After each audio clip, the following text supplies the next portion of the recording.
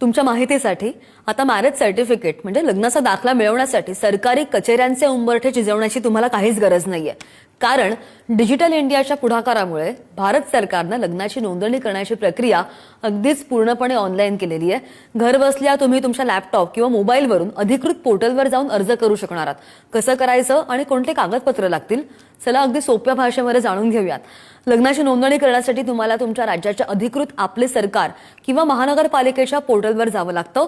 तिथे लग्नाचा फोटो, पती पत्नीचा आधार कार्ड, वयाचा पुरावा आणि लग्नाची पत्रिका ही कागदपत्र अपलोड करायची. मग तुम्ही ऑनलाईन फॉर्म भरू शकता. फॉर्म भरल्यानंतर तुम्हाला एक टोकन नंबर मिळेल. सगळ्यात महत्त्वाचं म्हणजे मॅरेज सर्टिफिकेटमुळे पासपोर्ट काढणं, व्हिसा मिळवणं किंवा मग जॉईंट अकाउंट उघडणं खूप सोपं होतं. त्यामुळे तुम्हाला खूप मदतही होते, फायदा सुद्धा होतो. आणि त्यामुळे तुमचं जर लग्न झालं असेल आणि सर्टिफिकेट नसेल तर आजच अर्ज करा आणि हा व्हिडिओ अशा जोडप्यांना पाठवा ज्यांचं नुकतंच लग्न झालेलं आहे.